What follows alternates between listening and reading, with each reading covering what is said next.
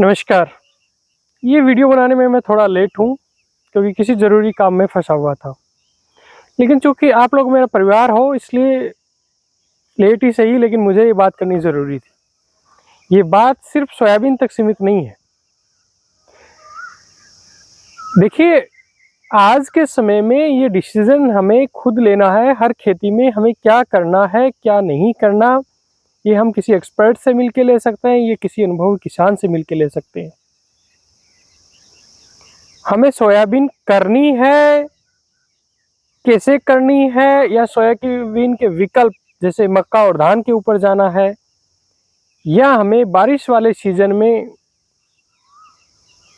आराम से घर बैठना है और पड़ती छोड़ देनी है। पूरी तो नहीं, लेकिन कुछ % एरिया पे, यदि हमारे पास सोयाबीन का कोई विकल्प नहीं है तो।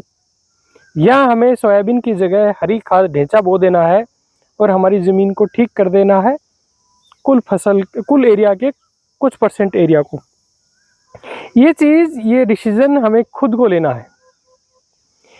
क्योंकि देखिए, जब कोई बंदा बीमार होता है या हमारा पशु बीमार होता है, वो मरने की स्थिति में होता है, कोमा में होता है, मतलब उसका बचने का कोई आसार नहीं है, हम गरीब आदमी हैं, उस स्थिति में भी हमें ये कोई नहीं कहेगा कि ये बचेगा नहीं। अब इसकी सेवा, मतलब बहुत कम लोग बहुत एंड मोमेंट पे शायद ये बोलते हैं कि अब इसकी सेवा करो, ज़्यादा कोई फ़ायदा नहीं है। वो ट्रीटमेंट चलते रहते हैं। वो डिसीजन हमें खुद को ही लेना होता है कि इस पशु को भाई अब ये बच नहीं पाएगा। करते हैं हम, हमारा लास्ट तक प्रयास करते हैं, लेकिन एक डिसीजन हमें लेना पड़ता है खुद को कि भैया ट्रीटमेंट देना कोई ज़्यादा सार्थक नहीं है। सोयाबीन के केस में भी हमें सोचना है, कोई हमें हमारे माथे में कील ठोक के ये नहीं बताने वाला कि भाई तुम्हारी 4000 रुपये क्विंटल सोयाबीन बिक रही है और सोयाबीन का जो उत्पादन आ रहा है वो हमें दिख रहा है।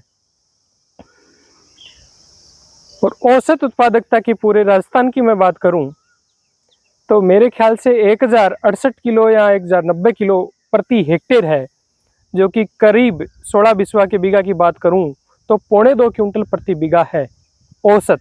हम 3 निकाल लें, 4 निकाल लें, वो ठीक है, लेकिन औसत तो औसत यदि किसान देखा जाए तो सोयाबीन के केस में हम कहाँ जा रहे हैं, तो ये चीज़ हमें ही देखनी है। दवा बेचने वाला भी यहाँ एक्चुअली एग्रीकल्चर में तो दुर्भाग्य से ये है कि ज़्यादातर केस में दवा बेचने वाला या कंपनी वाला वही डॉक्टर है और वही बेचने वाला है, तो कोई नहीं कहने वाला है। इसलिए समझदार बनिए। और ये सोयाबीन की बात नहीं है, और यहाँ ये नहीं कि सोयाबीन बुरी फसल है। सोयाबीन में सब समस्याओं का एक समाधान है जो बहुत ही सिंपल लगता है, अपना नहीं पा रहे हम, वो है फसल चक्कर। सोयाबीन को क्रॉप रोटेशन की नीड है, सोयाबीन को फसल चक्कर की नीड है। सोयाबीन में कोई समस्या नहीं है, बहुत अच्छी फसल है, इसको थोड़ा रेस्ट की जरूरत है। समझदार बने, हमारे पास ऑप्शन है तो मक्का धान पे आ जाए। उस डिबेट में ना उलझें कि धान में बहुत खर्चा है। बिल्कुल है धान में खर्चा। यदि आपका खेत धान के लायक है तो आप धान करिए, धान में खर्चा है, लेकिन धान एक पक्की फसल है। और मैं ये नहीं कह रहा हूँ, इस भारत में सबसे बड़ा जो क्रॉपिंग सिस्टम है वो राइस व्हीट क्रॉपिंग सिस्टम है। 10 मिलियन हेक्टेयर से भी ज़्यादा एरिया में धान गेहूं लगाया जाता है। क्यों? क्योंकि दोनों पक्की फसलें हैं। यहाँ धान के भी गाने गाना मेरा उद्देश्य नहीं है। मेरा कहने का मतलब ये है कि जो खेत यदि धान के लायक है, जो एरिया है, साधन है, तो चले जाइए। खर्चा है लेकिन प्रॉफिट है।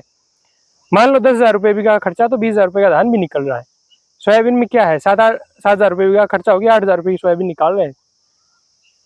बहुत चीज़ें बोली नहीं जाती, समझनी चाहिए।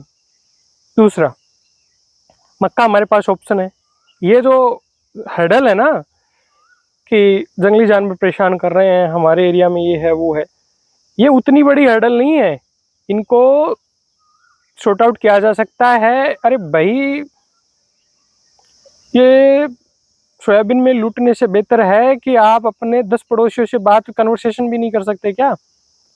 मैं फिर रिक्वेस्ट कर रहा हूँ कि मैं लेट हूँ, पर फिर भी कुछ लोगों के पास हो सकता है समय हो, डिसीजन में ऊपर नीचे हो रहे हों, क्योंकि मेरे पास फ़ोन आ रहे हैं और मैं किसानों से बात करता हूँ।